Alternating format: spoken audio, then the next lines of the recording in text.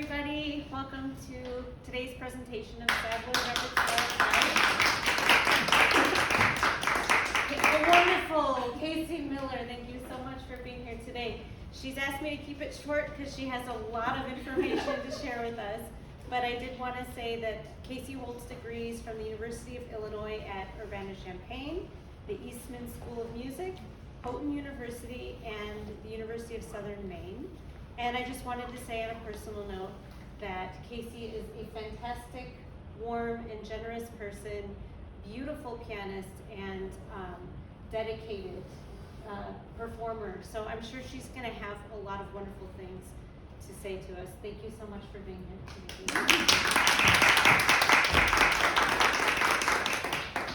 It is great to be here. Can you all hear me okay? I guess I should have asked you to talk longer, Julia. That was great. Never mind. But it's wonderful to be here, and we do have kind of a compressed time frame for reasons you'll see quite soon. But I'm really grateful to Pat Heinemann-Vernon, the co-chair of Savler, for asking me to take this on with her this year. I emailed for information on potentially entering one student, and she was like, "Do you want to co-chair?" And I thought, maybe I do. So anyway, it's been wonderful to just start the process of learning about the Savler competition. Pat and Regina Sirkin, who's also here, invited me to choose repertoire with them and kind of learn that process this year too. So a lot of this is brand new to me, but it is something I've been really delving into. So I'm enjoying it, but I don't necessarily know every answer. All of the rules and the history are up on our CAMTA website in detail about Savler, so I'm not going to go through all of those details with you today. They're pretty well lined out on our website, but I wanted to highlight a couple of things. One thing we were trying to do this year is increase enrollment in Savler, and in order to try a different approach to that, we added a pre-level A this year. The repertoire in pre-level A isn't so different from A. Is this still off? Mm-hmm. Yeah. Just continue speaking. And Okay. Oh, that sounds good. That's good. Great. Okay, so we added a pre-level A, and I'll go into the repertoire shortly, but it's similar to the repertoire for A with some other options. So the hope is that less experienced students might be encouraged to dip their toes into the competition pool a little sooner than they might otherwise do. We'll get into that when we see the particular pieces. Alongside that information, I wanted to highlight that the student's level for Savler is not determined by age. It's determined as a collaborative decision between the teacher and their student. So as long as your student hasn't previously won in a particular category, it's up to you what you think is a good fit for their level. Students prepare two pieces. This is not new. This is the way it always goes, I think. One is required for each level, and that is always contemporary this year. And the second piece is selected from a list of Baroque, classical, romantic, and contemporary pieces that accompany that level. So, because we have 5 levels, if you're doing the math, you'll realize that means we have 25 pieces of repertoire to cover in this presentation and 70 minutes to do it in, probably at this point. So I'll try to move quickly. I know I won't give a lot of attention to repertoire that's more commonly taught. It's not. Yeah, she's checking on it. I can't do anything. I'm just going to keep going. And I'll try to be clear. This year we're featuring music by composers of Asian descent, which covers kind of a wide bracket of composers, as you can imagine. So pieces in each level will have at least one piece by an Asian composer. So I will continue now, and we'll start looking at the pieces in pre-level A, which I kind of self-titled Little Stories, are required pieces called A Short Story. And I think all of these pieces give us opportunities to teach musical storytelling for different reasons. So again, I won't spend a lot of time on the repertoire that's probably already familiar to you, but I will play the required pieces for each level. They're not very long, and I'll just briefly go through the other pieces. A Short Story is by a composer probably already familiar to you from his Japanese festival collection, Yoshinao Nakata. And this is a lovely short piece. Opportunities to play the melody in both the left and right hands, to balance some simple chordal accompaniment with a lyrical melody. And there's a little bit of a technical moment where the student has to negotiate a note that's required in both hands. So I'll pull up this score, and I'll just play through it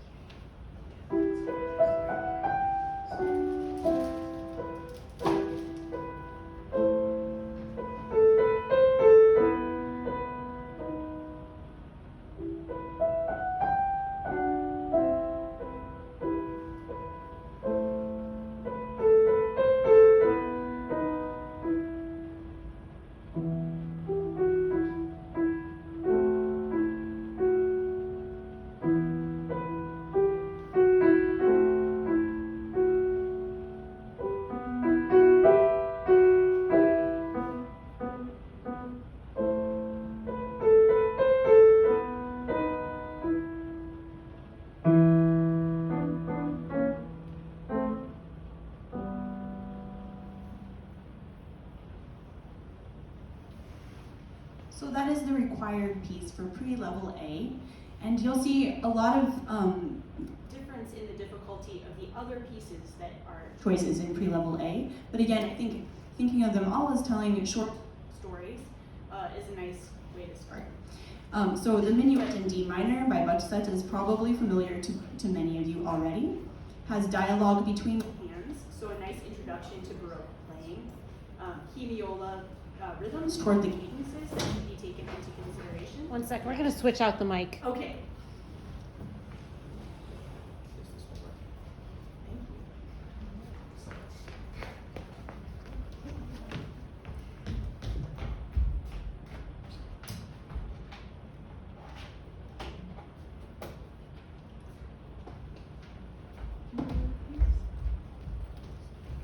Should I test this?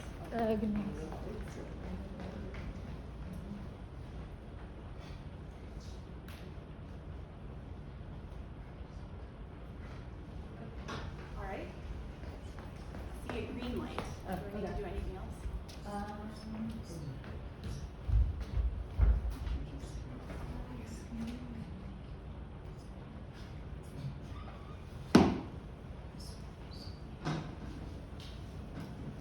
How about now? Oh, wow. Power. Okay. So like I was saying, I'm sure you're familiar with this piece already, but it's a nice introductory Baroque piece in the sense that only one hand is usually busy at a time. So I'll play just a tiny bit to jog your memory, but I'll also take this opportunity to say once, and I won't repeat this on further Baroque or classical pieces, for this competition, the edition is left up to you, the teacher. So I'm showing on the screen this edition that's by Helen Marley, and it's, she has suggestions for these graziosos and these dynamics and these articulations and these ornamentation, but really that's personal between you and your student. So make a choice that's appropriate for their level and that highlights the musical elements, and the judges won't be comparing their performance to this particular edition. So again, I won't revisit that with every Baroque and classical piece, but it's just something to keep in mind, that there's a lot of agency left up to you as the teacher in regards to this. So I'll just play the first little bit.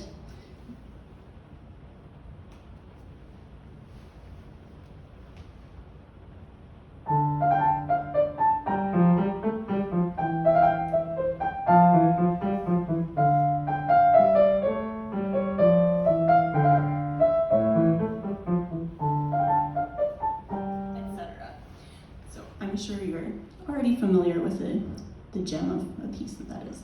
I wanted to say a little bit about the Scottish dance by Kuhlau, which was our classical choice for pre-A. And what I wanted to say before diving into the reasons it's a nice piece is that depending on which edition you're looking at, it's either Scottish dance number 1 or number 2. And so we are looking for this dance, which you see on the screen right now. It is often presented in anthologies as Scottish dance number 1, but in doing a little bit of background research, it's one of 6 dances and it was originally published as number 2. So I just wanted to point that out to anyone who might be not using an edition that we used when we selected the repertoire. Mixed articulation, opportunities to show some ternary form to a young student, and not a long piece. I will play just a tiny, tiny bit in the interest of time.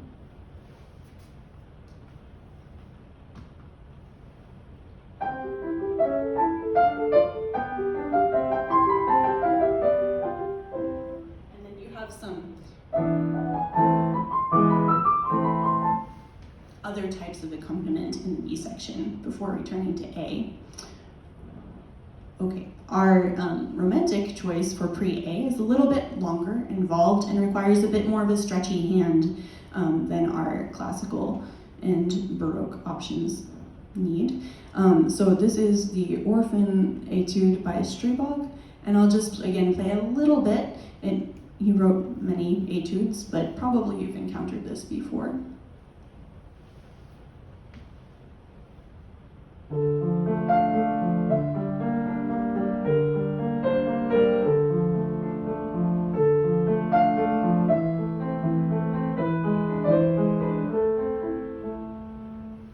So a little bit of a nice early romantic piece for your student, but also good if you have a student who's maybe played a little bit longer than someone else you would consider for pre-A to be able to participate. Again, there's kind of a range of difficulty and requirements in this category with the hope that it opens the door to competing for some students who otherwise might be resistant. So the required piece, not so difficult, but then within the optional pieces, you have some levels. Toward the earlier or easier end of the spectrum is our contemporary selection for pre-A, which is called Where Go the Boats? And I love it because the title asks a question, the associated poem asks a question, and the music asks a question. So again, in the spirit of grouping these by storytelling pieces, this is a really nice piece for a newer student to tell a really convincing musical story without having to have tons of experience already as a pianist. So I'll play through this one because I think it might be a little bit less familiar, though Jihua Tan's music has gotten a lot of attention recently, and the Piano Safari Method publishes some of her collections.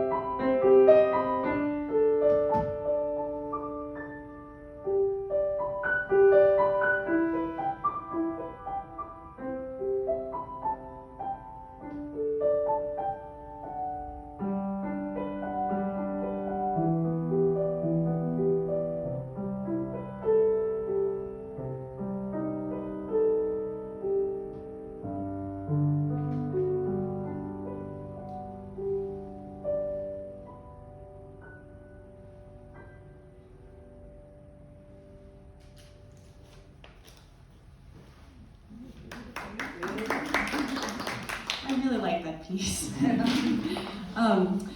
Now that we're out of pre-A, I think the rest of these levels will probably have more continuity with the levels that those of you who have already done Savler would have known from the past. I'm brand new myself, so I'm not 100% sure, but that's what I suspect to be the case. Our required piece is by Marko Takijevic, who is a Croatian/Serbian composer and used a lot of folk music from that region of Europe.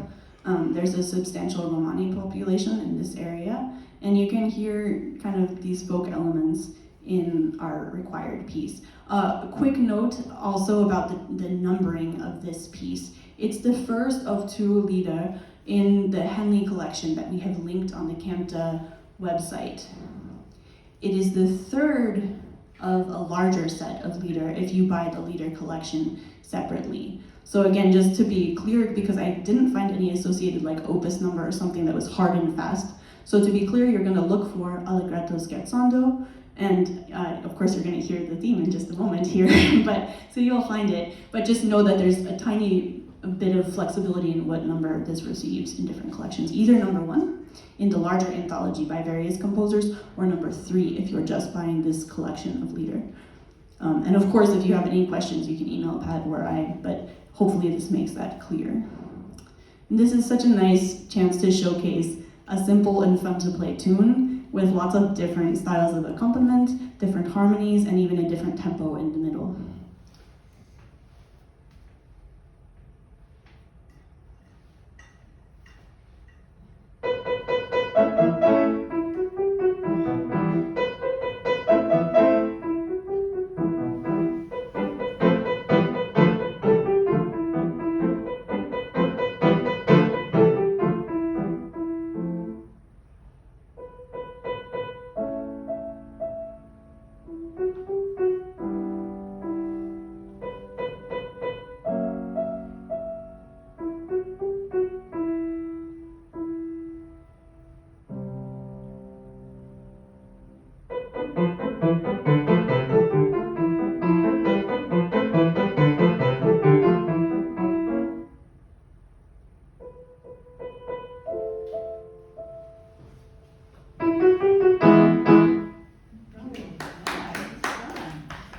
not too surprised to realize he was also a violinist in the style of this melody. Okay, this I think is the last of the pieces with challenging numbering systems, I hope. But our Baroque selection for level A is the Fantasia in C by Telemann. And just a thing to notice that books have different lengths for this particular piece. And so we are looking for something specific, which I'll show you in a second. But for example, if you look up the whole collection of Fantasias in the INSLP, you'll see like a 3-movement piece for this C major one. And we're looking really for this middle part. I think it's sometimes even called gavotte in a book. But this is the complete version of what we're looking for from a teaching book. And I think that's mostly what you're gonna find. But just notice that we're looking for something that has the da capo, that has this minor middle section, and takes you back home to C major. I'll play just a tiny bit of the theme, but I think you're probably familiar with this piece already.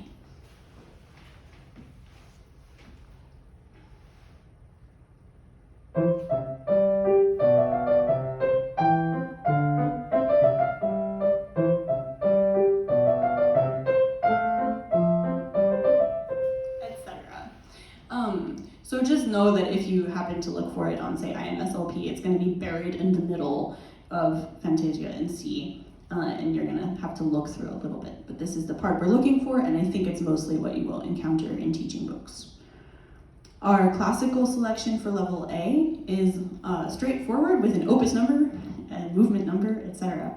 And so this is opus 168, number 3, and it is the 3rd movement, which is titled Rondo. It's a little bit of a weird rondo for theory reasons that we don't need to get into this morning, but I just wanted to point that out in case it's your student's first rondo. You might be like, oh, this is what rondos always do, and then be like, oh, there are some like twists and turns here that you might not expect.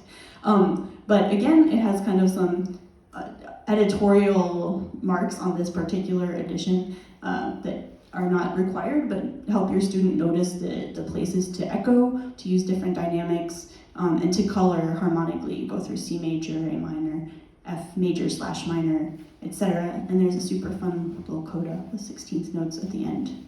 In the interest of time, we're going to keep going to our romantic selection for level A, which is by Hugo Reinhold. It is a Hungarian dance from one of his many collections of miniatures. He wrote a lot of miniatures. And it's a fun, fiery piece. If you are teaching this, you might point out to your student that along with this Hungarian dance, he has included marches, bagpipes, and gondolas in this larger set of Opus 39. So kind of like a little museum or postcard type approach to music. There's some fast passage work to break it up, to break up the accented chords, and I'll play it again just a little bit.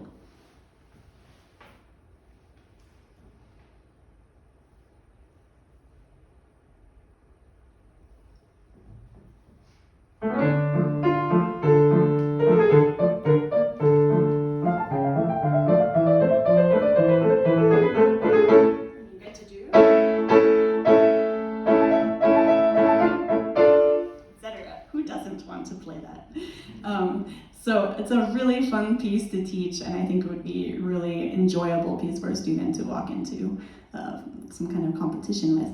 But for a student who maybe is more thoughtful or lyrical and not wanting to fly their fingers, our contemporary option for level A is just gorgeous. It's called Singing in the Mountain, and it's by Chinese composer Chen Yi. And this was written for teaching purposes, which is always helpful when we're teaching. And you'll really hear the contrasting registers, the long pedals, pentatonic and bitonal combinations, as she talks about at length, but which we don't have time to talk about at length today. Since this might be a little less commonly taught, I'll play through it, it's not long. This is Singing in the Mountain.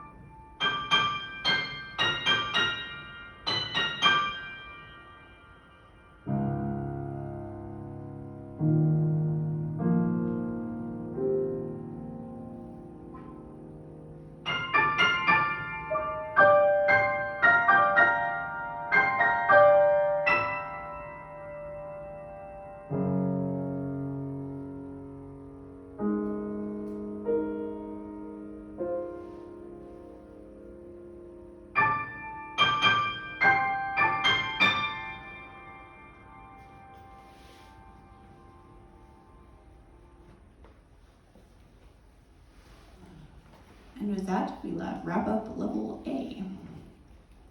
I'm calling level B fancy finger work because most of these pieces involve some movement. So I don't think, with maybe the exception of the romantic piece, nothing in this section is simply slow and lyrical. Everything has at least some motion in it, and often kind of perpetual. Speedy Car is our other selection this year by Yoshinawa Nakata, who again you may be familiar with. I put up the complete score, but I'm gonna just leave up the first page because I'm not gonna turn pages for me and the laptop at the same time. And also, I think you'll hear a lot of repetition between this page and what follows.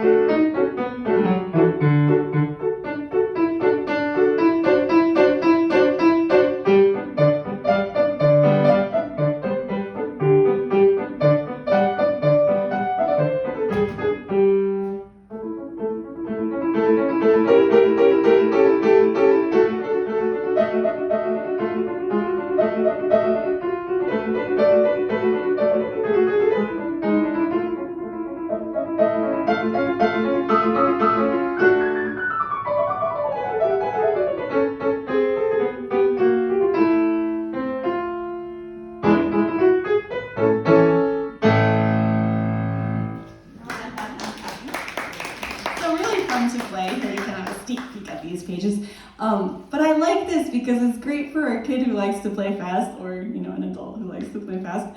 But it's also expressive and has a lot of help from the composer on how to make it really communicate with dynamics and articulation, and even like help on when to speed up and slow down. Though I added a little extra. But I like the idea that you play fast, and also we'll give you some really clear and simple musical guidelines. So that is a required piece for level B. This figuration prelude, number 3, BWV 999 by Bach, is also a nice kind of perpetual motion piece. Good first figuration prelude, but also of course wonderful to play even if you've played much Bach already. I was recently reminded by a friend that it was written for the lute originally, which would be a really important thing, I think, for a student to be aware of in terms of the 16th notes in the right hand and the bass notes sounding kind of plucked. So you might even, share a recording with them on a lute. I will skip this in the interest of time, though, as much as I really like that piece. Also, a great spirited student piece is our classical selection for level B, which is Sonatina in C, Opus 55, number 3, first movement this time. We had a third movement in the previous level. We have a first movement this time by Kulau. Really clear and easy to see sonatina form, so a nice theory kind of piece for your student. And I've just highlighted the two main themes to jog your memory rather than putting up a full score. I'll just play a tiny bit.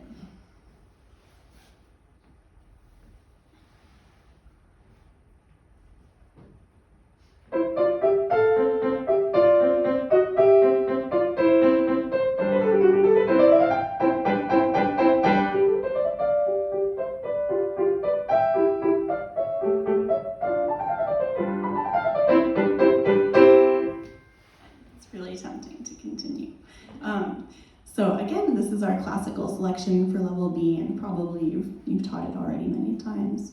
Our romantic selection for level B is probably the most lyrical of this level. It is Etude Opus 37, number 18 by Henri Lemoine, and it is a great ternary form etude. Has pretty constant repeated notes, but not of the virtuosic change your fingers out all the time variety. You could play them with changing fingers. But I love the way this piece, sorry, I found a score that would fit on one slide, but it's a little faded. But I like the way that the repeated notes oscillate between being an accompanimental figure and a melodic element. So it's a great preparatory piece for the Raindrop Prelude, for example, and it's just very lovely. I'll play a little bit.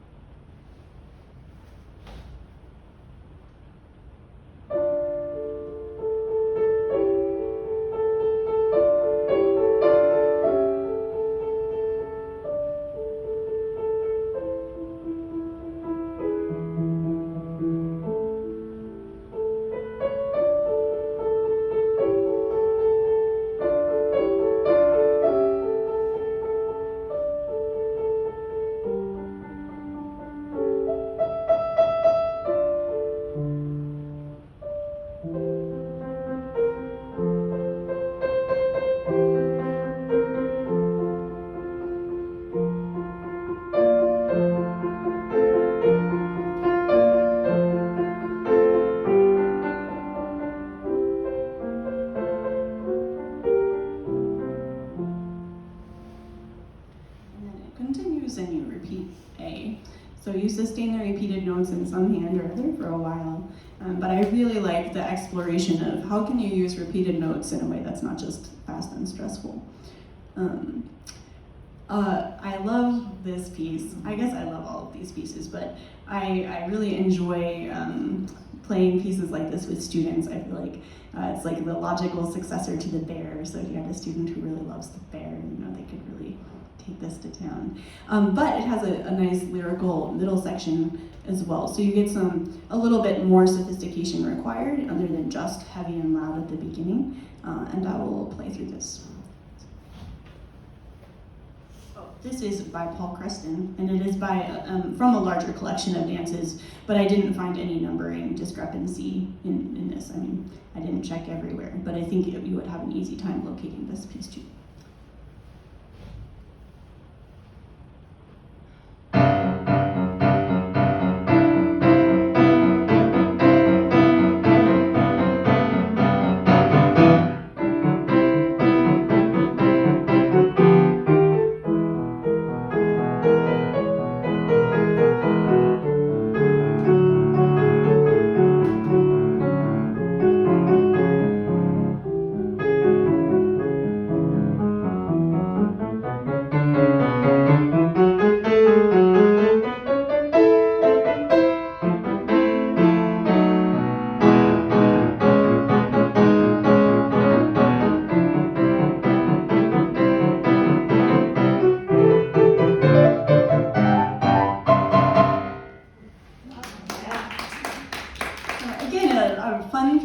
But with little harmonic color moments on top of the second page, and lots of clear dynamics. So a good piece to let students enjoy the various sounds of the piano, but with some clear hand-holding from the composer.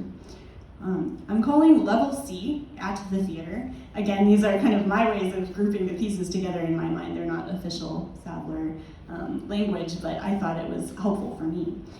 Our required piece is very theatrical in nature because Hee-young Yang asks us to consider what if this traditional Korean folk tune was sung by Alice while she's in Wonderland. So that's a very specific set of criteria, and she uses the whole tone scale to kind of give this Wonderland feeling. And it's a really pretty waltz. It's based on Dorji Taeyang, which I realized if I had more time we could also listen to, but it's easy to find online.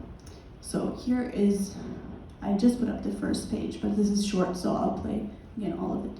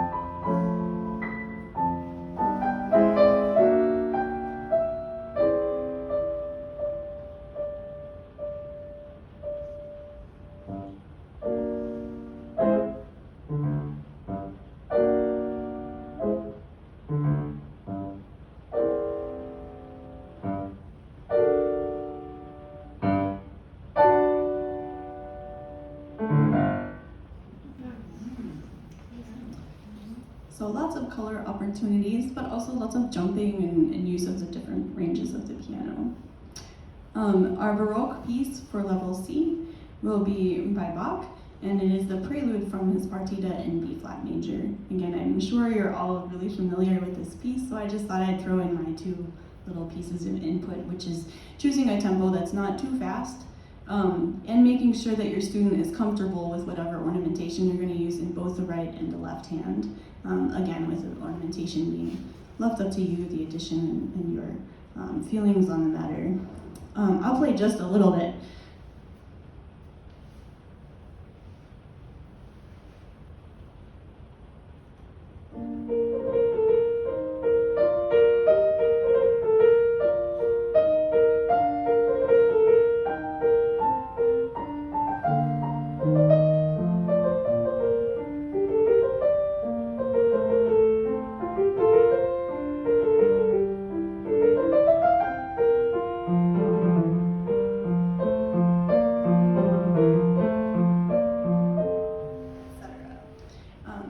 So that is our Baroque piece.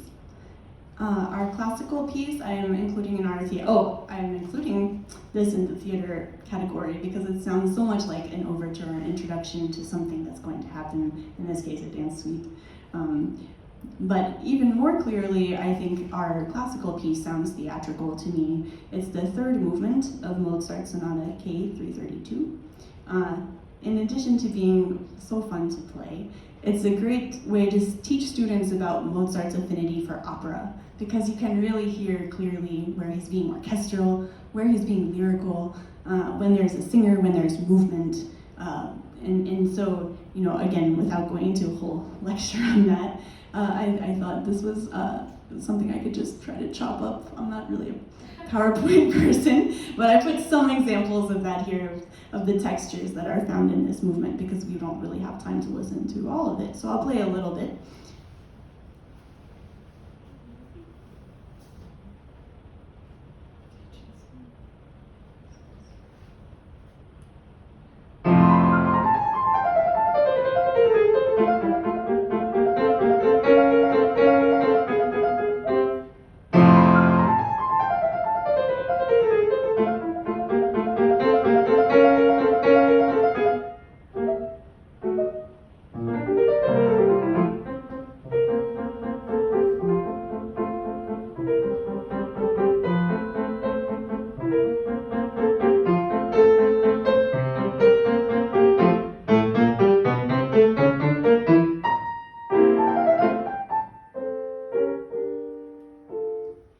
There's no way not to end on a cliffhanger, so there we are.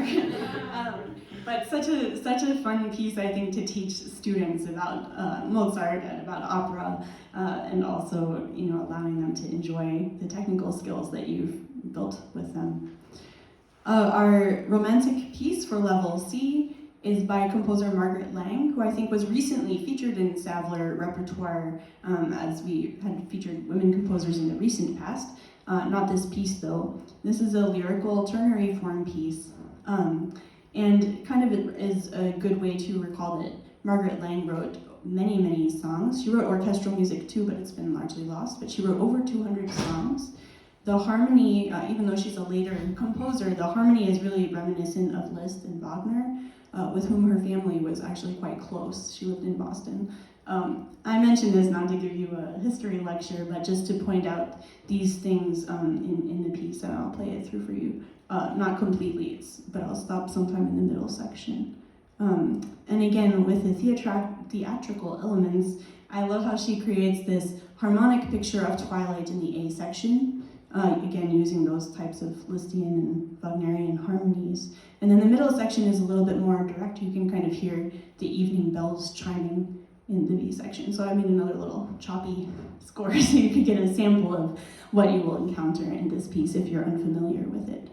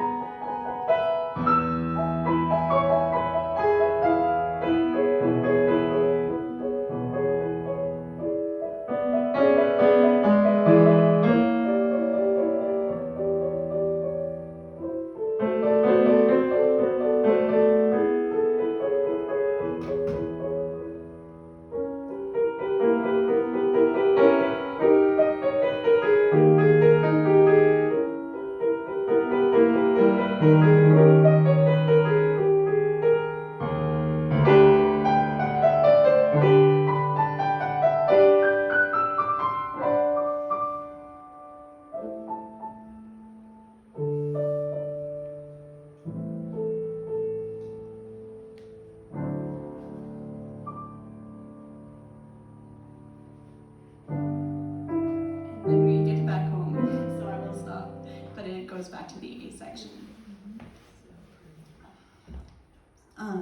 Very different in style, but also very theatrical, is Chinese Bagatelle number 1, which is titled Yu Jiao by Chen Yi, who we saw earlier in our repertoire selections. This refers to a specific style of Chinese opera, which interestingly is currently experiencing kind of a revival, but Chen Yi wrote this back in 1984 for a children's piano competition, so this kind of predates the current revival. But what's wonderful about teaching this right now is you can actually find a good amount of information by recent projects that use this style. And especially given the type of melody that shows up in this piece, I think it's good to provide some context for your students if you're going to teach it. So I just included a couple images that I found from more recent literature about this particular type of opera. And I'll play a little bit. This is also ternary form, so I'll end somewhere in the middle.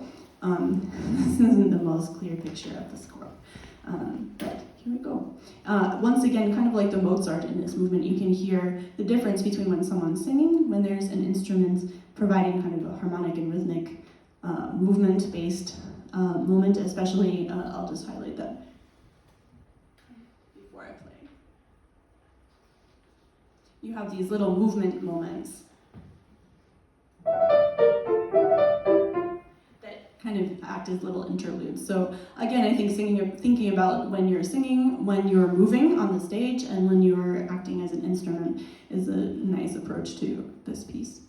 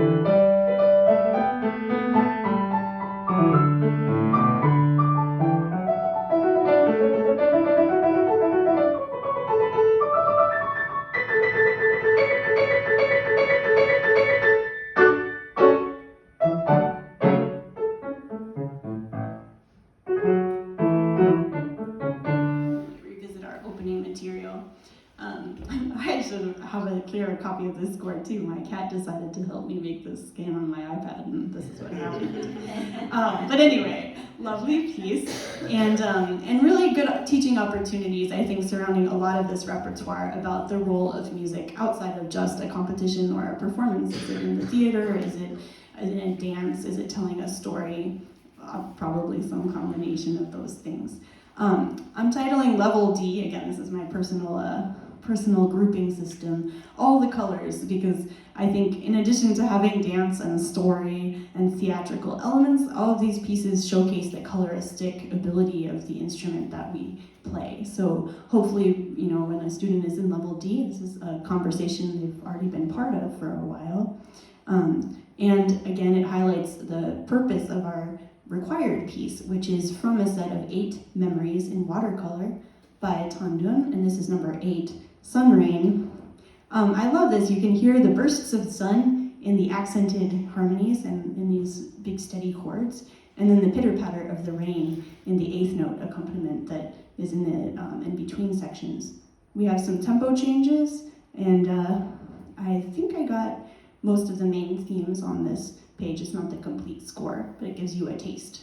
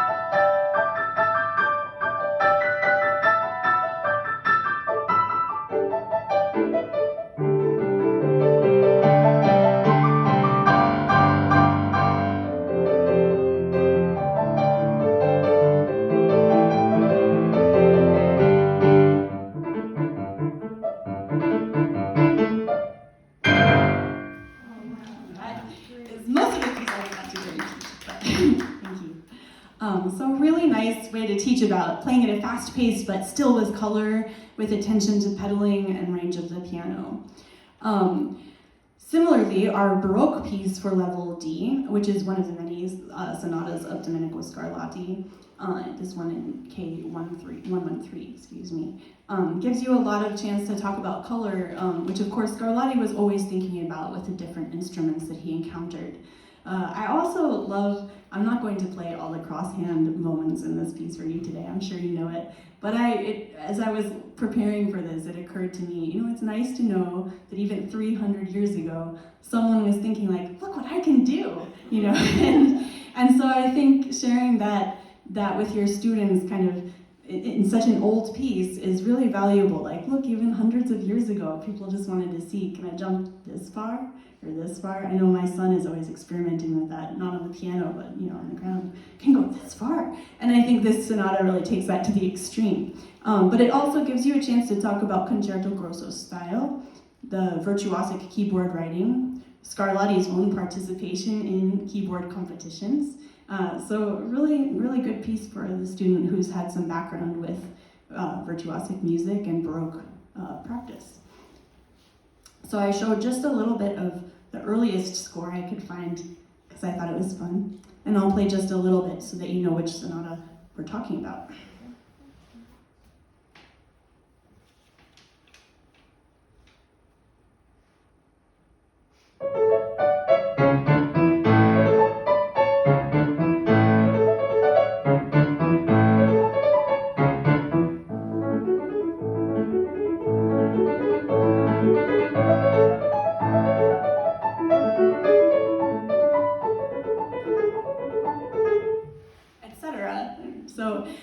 And then you get into all the jumpy stuff, and I'll just say one thing about these patterns in slow motion, they're really good for teaching sequences and patterns, and some of them behave exactly as you would want a teaching moment to behave, and sometimes they allow for an additional teaching moment of the pattern changing at the end. So I'll just mention, again, in slow motion, because I don't know this piece in its entirety, that you have moments where one hand is just going, giving you a chordal moment while the other hand is jumping in octaves. But sometimes at the end of these, you get really beautiful changes in the eighth notes that go by very quickly, but that you don't want to miss. Let's go slowly from here. This is in measure 49, if you want to.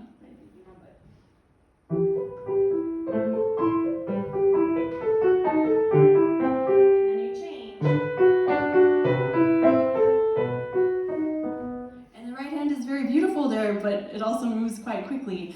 So it's just good to talk about sequences and the ways that they end, because I think if you have a student who's really good with patterns, they can maybe blow through the first part and then have a surprise at the end, so you want to be a little preemptive about that. Our classical selection for level D is also pretty virtuosic, deceptively so from the first couple measures.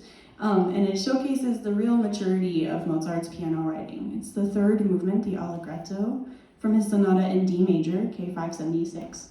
And it kind of shows all the Mozart tricks that he knows. He uses his counterpoint, he uses his opera voice, he uses his keyboard skills, and he accompanies a really simple melody with a very particular rhythm, which you want to be aware of in many, many different ways, harmonically, range-wise, key-wise, etc. So again, I made a little, I guess this is my new Mozart thing, but a little setting of some of the things he does with this theme.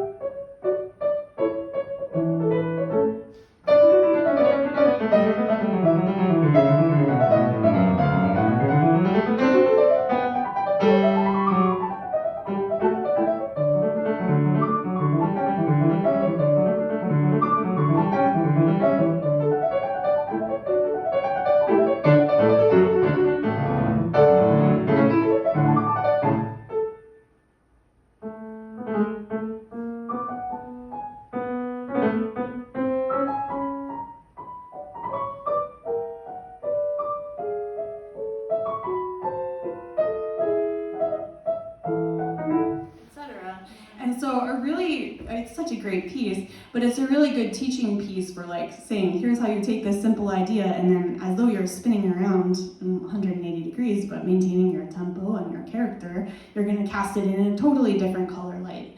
So just my thoughts on this piece, which I'm sure you're already familiar with the piece itself. I was mistaken earlier. There's one more piece with an addition or a numbering issue that you should be aware of, and that is our romantic selection for level D. I think this wouldn't cause too much trouble for people, but just be aware that Liszt did publish 2 different editions of his consolations, and this is the 2nd edition, which is the one that's more commonly recorded and available, so probably this is what you'll run into first. But if you see, it'll be clear from the opening. And I just wanted to make sure that you knew that these 2 editions did exist, because Liszt was often reworking and sometimes publishing under the same title his pieces again and again over the course of his life. This is a nice miniature Liszt piece, so a good introduction to Liszt for a student who hasn't played any before. The melody is presented in different textures. It's passed between the hands, and sometimes broken between the hands. I'll show those things in a moment. But it's not terribly long, and it's not Liszt at his most virtuosic, but it is Liszt very much sounding like Liszt. So this is just the opening of what you would find in the 2nd edition, and I'll play a little bit of this piece.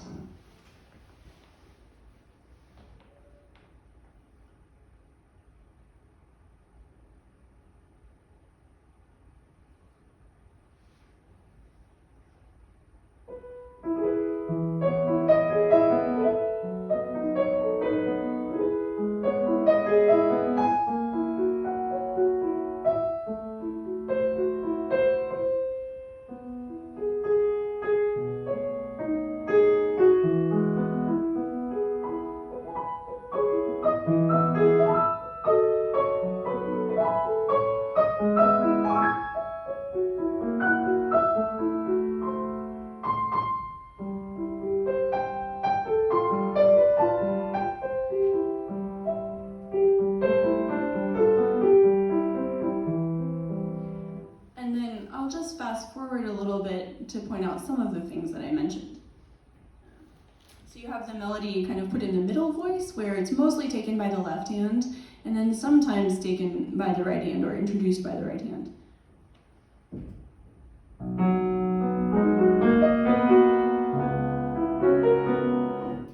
that's not it.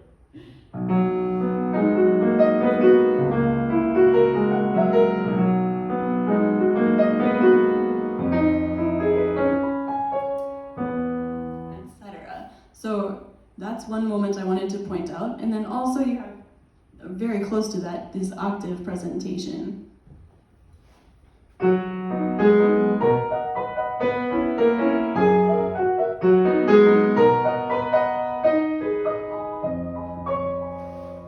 so it's just a little moment. None of these ideas last for very long, but it's a great point to talk about Liszt. It's also a great point to show how clear he is sometimes on his articulation. For example, sometimes you want these long, goopy, romantic pedals, and sometimes you really need a staccato in the left hand that he will mark pretty clearly, indicating to release the pedal. So a good piece to teach, a beautiful piece, but also a piece that lets you talk about romantic performance practice in some really clear and easily marked on the score type of ways. Our final piece of Savler Repertoire 2026 is our contemporary selection for level D. I'll talk a little bit about this. I love this set of crystal preludes by Reina Esmail, and she just completed the full set, so there had been only 3 available for publication until quite recently. But there's a neat tie-in, which is that the Music Institute of Chicago here in town actually commissioned many of the later ones. So she had begun this project writing 1 prelude a year for her friend Crystal on her birthday, and she had a few written in that guise, but now there's a complete set. And her intention is not necessarily that they're played all together. So this is just the first one. Many of these are based on Indian rag, but this one is actually not, and she ties it instead into her enduring love for Debussy and his preludes particularly. So this is a very soft piece, a very delicate touch required. And I like this, I have it on the screen, but I'll read just a little bit. She wants the student, or whoever's playing it, to imagine the feeling of tapping a balloon lightly to keep it aloft. The moments of harmonic shift are those gentle taps. And the rest of the music feels weightless and suspended. And so hopefully you hear some of that. I'll play through this. I have part of the middle up because it showed a little bit more of the passage work than any other snippet I could get up. There's lots of hand over hand type of playing in this piece, and yeah, I hope you enjoy. Oh, I should also mention that I think this is on our website, but the manager for Reina Esmail Melanie has offered us a Savler code so that if you want to do this piece with a student, you don't need to purchase the full set. So those directions are on the CAMTA website. I won't talk you through them right now, but just be aware that if you're, oh, I don't want to buy a whole collection, you actually don't have to if you wish to just teach this piece to a student. So we have a special code for this.